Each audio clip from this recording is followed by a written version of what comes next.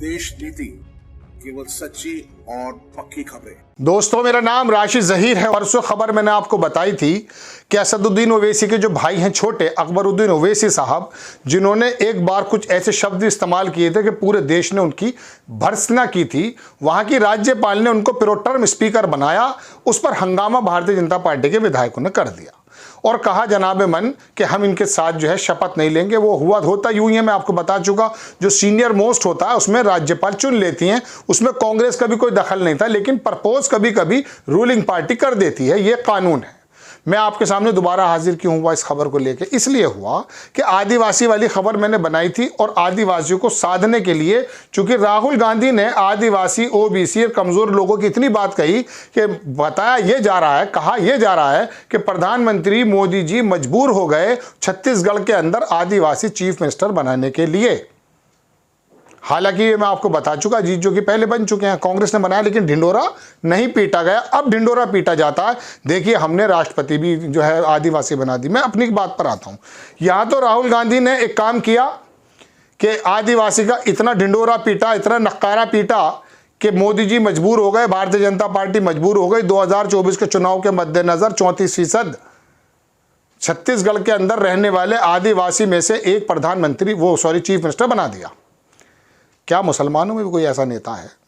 मुझे याद आ गई अचानक अकबरुद्दीन ओवैसी, असदुद्दीन ओवैसी की। देश में दूसरे नंबर की आबादी धर्म के एतबार से मुस्लिमों की है।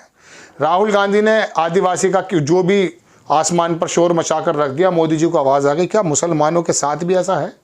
भारतीय जनता पार्टी तो खैर क्या बनाएगी, इनका तो कोई विधानसभा में और जनाबे मन विधानसभा में, विधान परिषद में, राज्यसभा में, लोकसभा में कोई मेंबर ही नहीं है, शायद, मुझे ऐसा लगता है।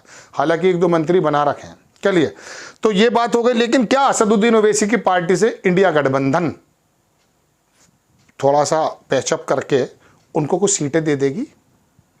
असदुद्दीन ओवैसी तो संसद के प्रांगण के अंदर भी लोगों से रोक रोक कर कह चुके, लालू प्रसाद यादव के लड़के से भी कहा उन्होंने, जैसा उन कहते हैं, अरे साहब हमें भी रखिए, हमारे ऊपर माथे पे वोट कटवा पार्टी का एक वो है, वो हट जाएगा।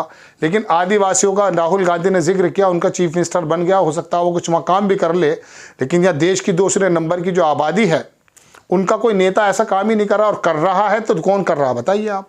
भाई बसपा में है, नसीबुद्दीन सिद्दीकी थे, उनकी बोलने की हिम्मत नहीं थी। समाजवादी पार्टी के अंदर कोई मुसलमान नेता हैं तो वो रामपुर तक सीमित हो गए, तो वो तो अब रामपुर से भी ख़त्म हो गए। और कांग्रेस के अंदर आपको नेता मालूम ही है वो क्या बोल सकते हैं। तो बाकी पार्टी कौन बची? मुसलमानों का जो प्रतिनिधित्व करे वो हैदराबाद में करते हैं, लेकिन बाकी जगह जाते हैं।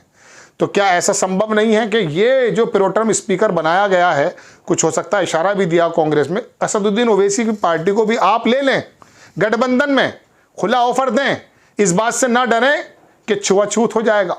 असदुद्दीन को अगर हम अपने साथ मिला लेंगे तो हमारे ऊपर जो है एक बहुत बड़ा दाग लग जाएगा सेकुलर होने का जो हम ड्रामा करते हैं उस पर प्रॉब्लम आ जाएगी। लेकिन ये जो दूसरे नंबर की आबादी आपको बहुजन समाज, ममता बनर्जी, अखिलेश यादव, शिवसेना सबको वोट देती है, अपनी पार्टी नहीं बना पाते। बहुजनों ने अपनी बना ली, त्रिमूर्ण ने अपनी बना ली, तमिलों ने अपनी बना ली, जैन, हर किसी ने अपनी पार्टी बना ली, मुसलमानों ने नहीं बनाई साहब। और इसलिए नहीं बनाई साहब कि आप लोगों के साथ चलने का विश्वास दिलाया गया था। ये कहा गया था कि संविधान में बराबर का हक जो है, लेकिन ये सत्ता में आने वाली सरकार है या विपक्ष में बैठने वाले धन्ना सेठ, मैं धन्ना सेठ कह रहा हूं उन नेताओं को, उन लोगों की क्या जिम्मेदारी नहीं बनती कि असदुद्दीन ओवैसी को या उनकी पार्टी को कुछ सीटें दे करके ये बात का एहसास किया जाए कि आप अछूत नहीं है। लेकिन ऐसा होगा, इस डर में नहीं होगा कि कहीं उनका अपना कोर वोट नाराज ना हो जाए। अरे असदुद्दीन साहब को साथ ले रखा है। अरे मुसलमानों ने तो जब भी आपको वोट दिया जब शिवसेना को आपने साथ ले लिया जनाब।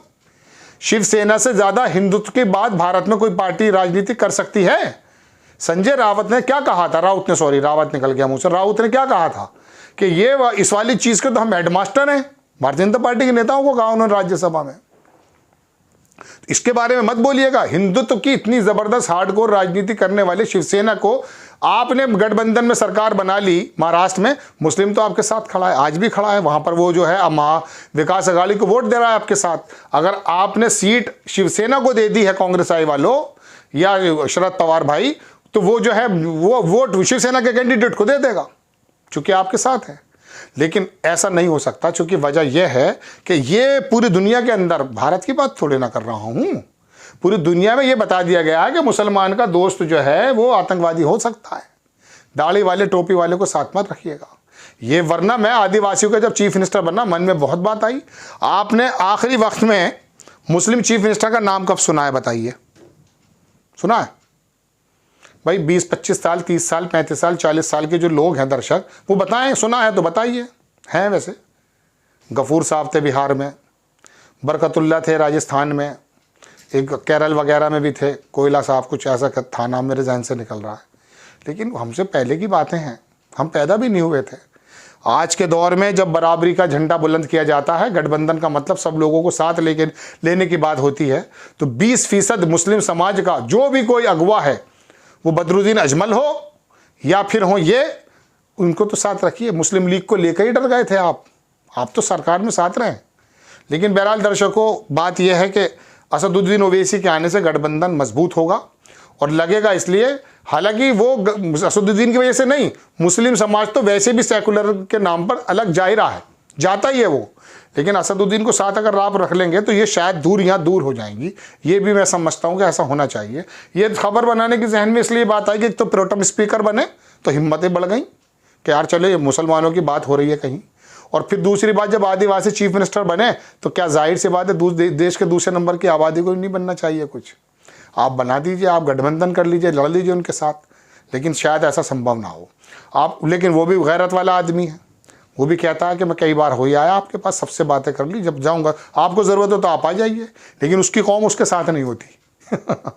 आपको खबर कैसी लगी अपनी राय कमेंट्स बॉक्स में ज़रूर दीजिएगा। चैनल को सब्सक्राइब कीजिएगा, शेयर कीजिएगा। नेक्स्ट टाइम मैं किसी खबर के साथ आता हूँ। जय हिंद।